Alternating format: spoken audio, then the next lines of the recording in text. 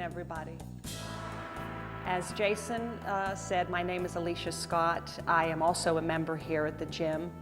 And when Bobby approached me and asked me if I would do a food demo, I was very excited about it because immediately 2 recipes came to mind to work nicely in with the New Year Fit You program. And those are the 2 recipes that I'm going to demo today.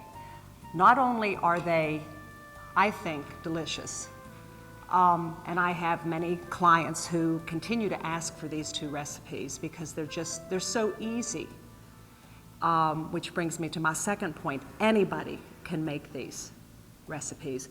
As you can see, they have very little ingredients to them.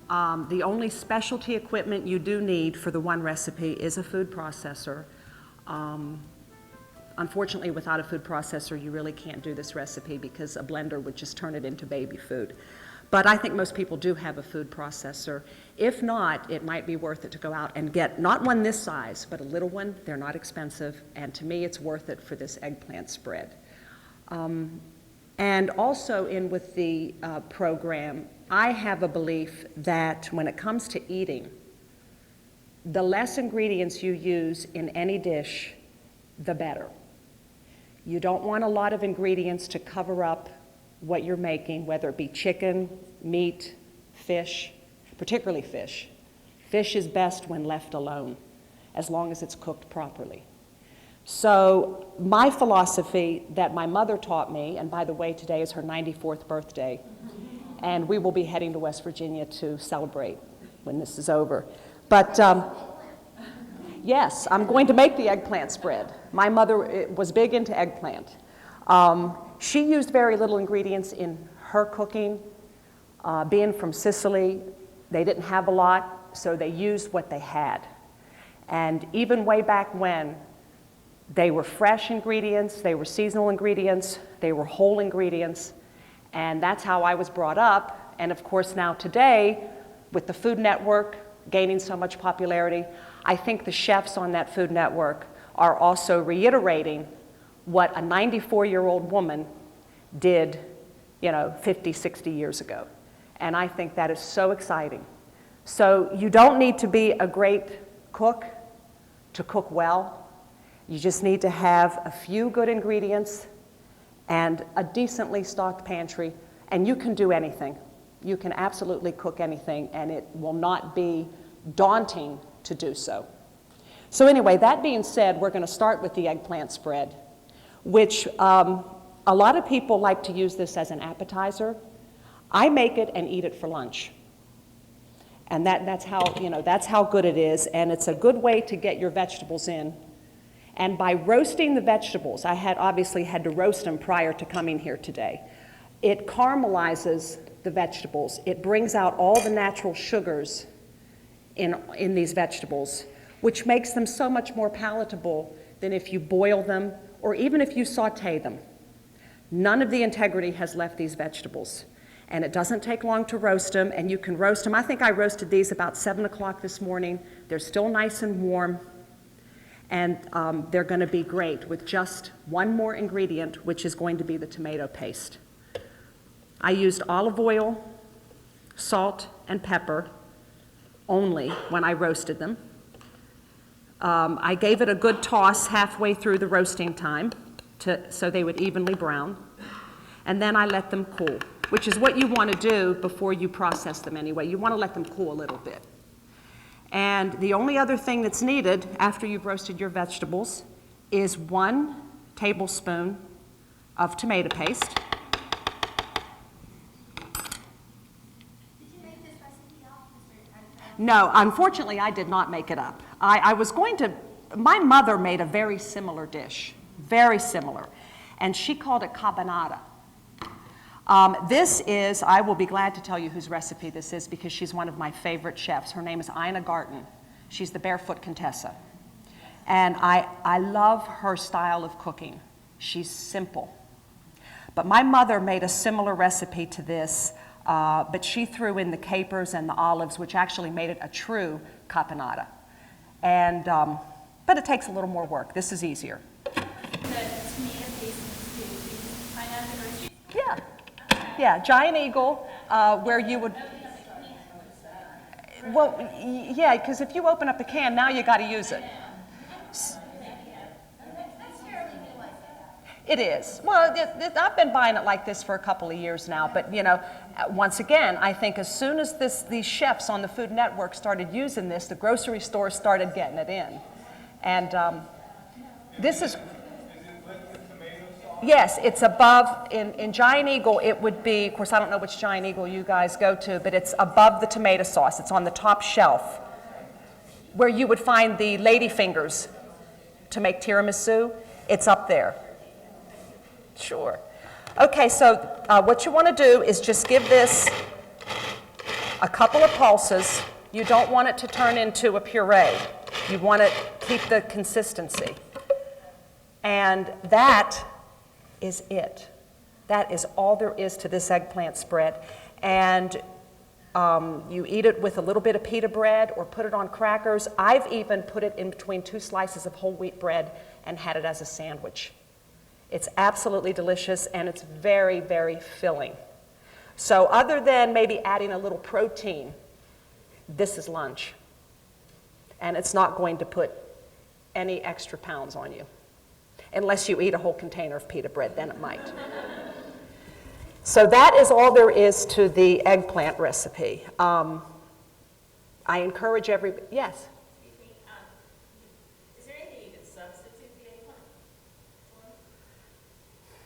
The first vegetable that comes to my mind might be zucchini, but it's not going to hold up as well in the process. I have made this for many people who claim they do not like eggplant. And when they have this, they like eggplant. So if you're not a fan of eggplant, please try it, because that's not what you're going to taste all of the vegetables. And the onions make it sweet. The garlic, you know, gives it that kick. And, you know, I have served this to so many people who come back and ask for it again, who absolutely despised eggplant prior to this. So I think that would change the consistency of it. Now, hummus, make a batch of hummus if you want to use the chickpeas. Yeah. Or have a can of tuna fish, you know, with this. I did take the skin off. I did. Do I have on there that the eggplant is to be peeled? I hope. Okay, if you want to leave the skin on, that's fine, because it does become very soft in the process. I've done it both ways. I prefer it without the skin. It blends up a lot better in the processor. Sure. Okay, we'll all have a chance to, I didn't have breakfast, so I can't wait. That's going to be my breakfast. But, okay, we're going to move on to a rice dish that I have loved for many, many, many years. It's the only way I can get my children and my husband to eat brown rice, because they will not touch brown rice otherwise. It is brown rice, tomatoes, and basil. And of course, as we get further into the season, the tomatoes are going to become a lot better. And the basil, there's nothing more disturbing to me than to buy basil in the wintertime, because it's just not the same. But I don't have a choice. I had to buy the basil, and it takes me 10 minutes just to pick out the basil in Giant Eagle, because I can't stand looking at the brown spots on the basil. So, and it's very easy to grow also. I don't know how many of you grow basil. That's great. Isn't basil wonderful? It's a go-to herb, most definitely. So anyway, the rice. I went ahead and cooked the rice this morning per the instructions. And now what you do, and you can make, again, once again, if you're having company later on in the day, go ahead and make the rice early, because that's the most time-consuming part of this dish, which is not very time-consuming at all. Bring it to a boil, throw a lid on it, and leave it alone for 40 minutes. So once the rice is prepared, You want to get approximately a pound of tomatoes, and you want to do a large dice on these. You don't want these to be small, because this is a side dish and you don't want anything small diced. So once you cut the tomatoes, I just cut them in half. Can everybody see? Oh, is it above me? Okay. Once you cut it in half, I just cut it in thirds, and then I cut it once across. That is it. And this is the size that you get of the tomatoes. And just toss them in. This is a great recipe to do in the summer if you've been invited to a cookout or a picnic. It will not spoil outside. There's nothing to worry about. And it's something different. It's something different than your standard macaroni salad or your potato salad, which, don't get me wrong, is wonderful. But if you're trying to watch your weight, this is a better choice.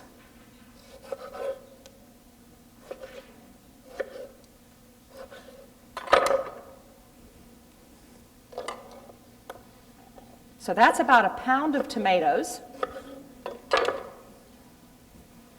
Okay, now before I do the basil, we're going to do the vinaigrette, because the basil is the last thing you put in. And by the way, if you make this a day ahead, don't put the basil in until you're ready to serve it, because it'll get wilted. So the only thing that goes into this vinaigrette, just a few ingredients. So once again, the fewer ingredients, please make sure they're the best that you can find. This is extra virgin olive oil. That's pretty much all I use. Occasionally I'll use regular olive oil, but when it's in its raw form like this, you want to use extra virgin. It's much more smooth, and it's not as overpowering as a regular olive oil would be. And certainly don't use vegetable oil in this. Don't substitute. Okay, champagne or rice wine vinegar, 1/4 cup. I usually go with the rice wine vinegar. It's easier to find unless I go to a specialty store. And I don't often find myself at that Giant Eagle Market District where it's easy to find, I think. And you also want to do 1 tablespoon, what do I do with my tablespoon, of good olive oil.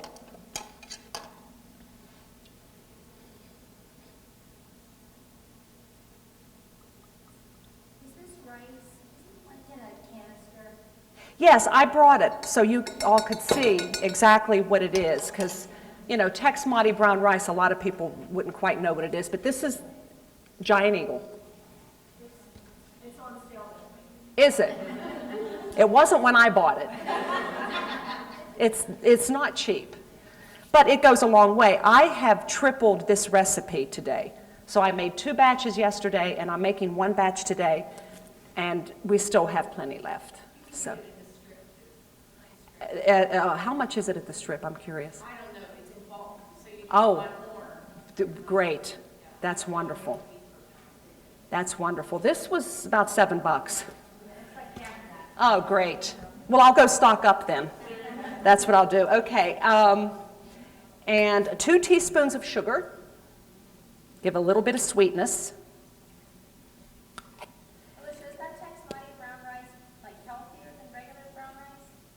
I think it's no. I'm going to venture to say no on that.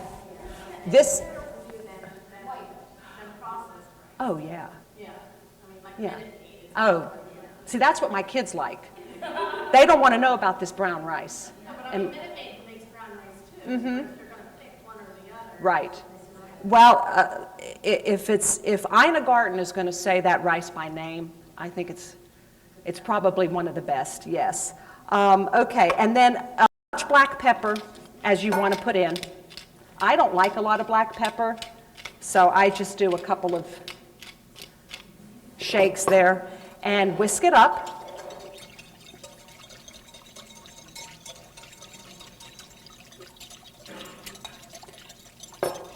Incorporate the sugar. You want to whisk it until you really don't see the sugar at the bottom anymore.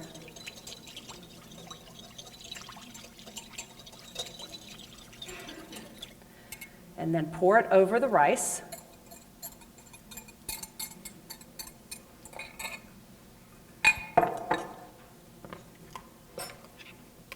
Give it a mix.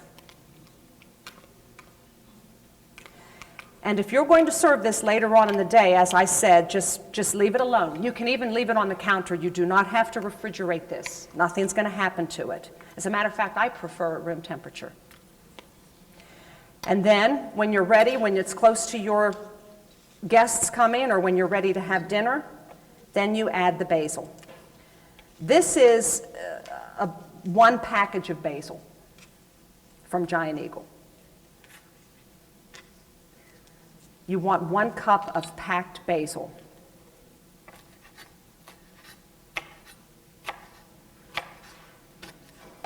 And you don't have to use as much as the recipe states, but I happen to adore basil, so I use it all.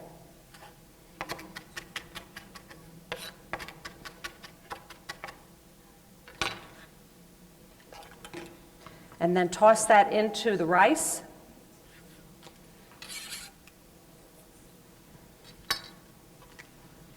And just leave it alone until you're ready to eat. And that is all there is to this dish also.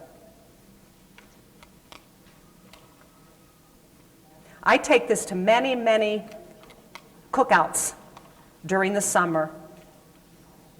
And it's usually the only rice dish that's on the table, which makes it nice because people, it's something a little bit different. So that is it. Those are the 2 recipes. You couldn't be any simpler than this. Yes? Instead of cutting up the tomatoes, did you just throw whole cherry tomatoes in, or does the tomatoes give it that? The juice from the tomatoes, especially the longer you let it sit, is going to get into the rice, and it's just... This is one of those dishes that, in my opinion, the longer it sits, the better it is, because the flavors have a chance to marry with each other. So once again, if you're entertaining, make these in advance. You can be at your own party and have a good time, and the appetizer is done, side dish is done. Put a chicken in the oven, and you've got a nice dinner for somebody. Or yourselves, which is even more important. Yes? Have you ever tried raw basil, No. If I can't find fresh basil, I don't make it. And that's a jaded way to think, but my mother only used fresh. She kept it in the house all winter. It's just something that you just get used to. No, you know what? I am lying to you. I do use dried basil in my tomato sauce. I have used the fresh basil, and I don't like it as well because it doesn't have as intense a flavor as a dried herb would be. So my mother did use dried basil in her sauce, but that's where it ended. Any other questions? I hope everybody's hungry. I made a ton of food. Thank you.